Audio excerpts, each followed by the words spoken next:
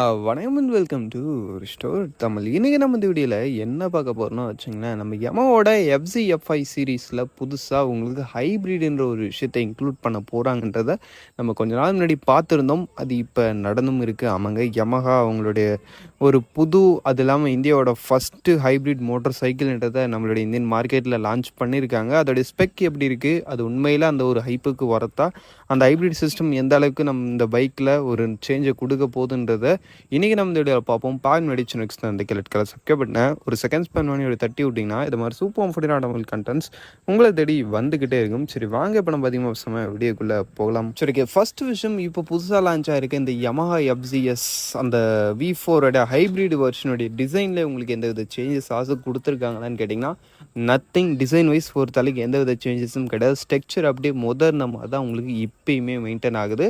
இன்னும் உங்களுக்கு colour ஸ்கீம்ஸில் maybe ஒரு 2 கலர் ஸ்கீம் புதுசாக கொடுத்து அதில் கொஞ்சம் ஒரு டிஃப்ரெண்ட்டான அந்த ஒரு என்னது கிராஃபிக்ஸ் இன்க்ரீஸ் பண்ணியிருக்காங்களே தவிர்த்து டிசைன் விஷயத்தில் உங்களுக்கு எந்த வித சேஞ்சஸும் கிடையாது.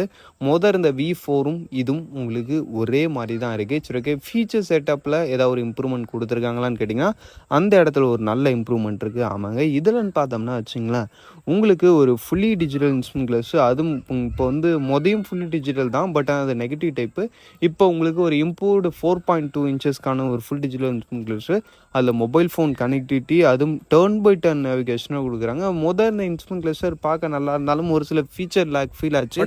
பட் ஆனால் இப்போ கொடுத்துருக்க இந்த ஒரு புது இன்ஸ்ட்ருமெண்ட் கிளஸ்டரில் நிச்சயமாக ஃபீச்சர் விஷயத்தில் உங்களுக்கு குறை இல்லாமல் இருக்கும்ன்றதுல உங்களுக்கு டவுட்டே கிடையாது. ஆமாங்க, ஃபீச்சர் ரியலி நல்லாவே பண்ணியிருக்காங்க.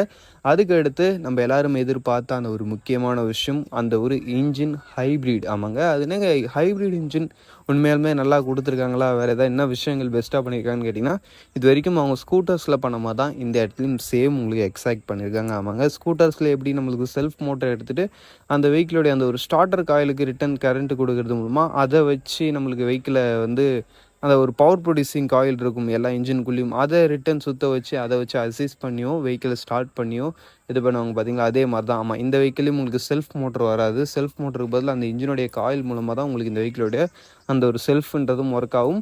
அட் த சேம் டைமில் இந்த ஒரு ஹைப்ரிட் சிஸ்டம் மூலமாக நம்மளுக்கு என்ன பெனிஃபிட்னு பார்த்தோம்னா வச்சுங்களேன், உங்களுக்கு ஆக்சலரேஷன் இருந்ததை விட இப்போ கொஞ்சம் பெட்டராக இருக்கும். பட் பவர் வைஸ் பொறுத்தளவுக்கு சேம் ப்ரொடியூஸ் பண்ண மாதிரியே உங்களுக்கு 12.2 bhp அண்ட் 13.3 Nm சேம் அதே தான் ப்ரொடியூஸ் பண்ணுது. பட் உங்களுக்கு ஆக்சலரேஷன் இருந்ததை விட நல்லாயிருக்கும். நீங்கள் ஒரு சடனாக ஒரு ஆக்சலரேஷன் எடுக்கிறீங்க, ஹில்ல ஒரு அதிக பவர் தேவைப்படுது, அது மாதிரி சமயத்தில் என்ன ஆகும், உங்களுக்கு இன்ஜினோடைய பவர் கூட சேர்ந்து அந்த செல்ஃப் மோட்டரோடைய அந்த ஒரு பவரும் அசிஸ்ட் ஆகி உங்களுக்கு வெஹிக்கிளில் ஒரு புஷ் கிடைக்கும். அதுதான் இந்த ஒரு ஹைப்ரிட் சிஸ்டம்ன்ற ஒரு விஷயம். வேறு இன்னும் நீங்கள் ரொம்ப பெருசாலாம் எதிர்பார்க்குற மாதிரிலாம் கிடையாது. வெஹிக்கிளோடைய அந்த ஒரு ஸ்டார்டர் காயிலுக்கு ஒரு கொஞ்சம் ப்ரெஷர் சமயத்தில் கரண்ட்டை ரிட்டர்ன் கொடுத்து ஒரு அசிஸ்ட் பண்ணி வெஹிக்கிளை பூஸ்ட் பண்ணி ஓட வைக்கும். அவ்வளோதான் விஷயம். இதனால் நம்மளுக்கு ஃபியூல் எஃபிஷியன்சியும் இன்க்ரீஸ் ஆகும். அது எப்படின்னு கேட்டிங்கன்னா, நம்மளுக்கு வெஹிக்கிளில் இன்ஜினோடைய ஸ்ட்ரெஸ் குறையுதுன்றப்ப ஃபியூல் கன்சப்ஷன் கம்மியாகும்.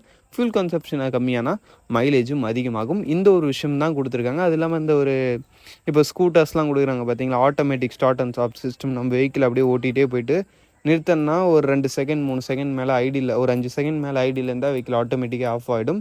நம்ம ஆக்சலேட்டர் கொடுத்தவொடனே ஆன் ஆகும் இல்லையா, அதே மாதிரி இந்த வெஹிக்கிள்லையும் உங்களுக்கு புதுசாக கொடுக்க போகிறாங்க. பட்னா இதெல்லாம் நம்ம ஆதி காலத்துலேயே ஒரு பிராண்டில் பார்த்தோம். அதாங்க ஹீரோவோட அந்த ஒரு i3GS டெக்னாலஜி. அதை மாதிரி ஒரு டெக்னாலஜி தான் உங்களுக்கு இந்த வெஹிக்கிள் யூஸ் பண்ணியிருக்காங்க.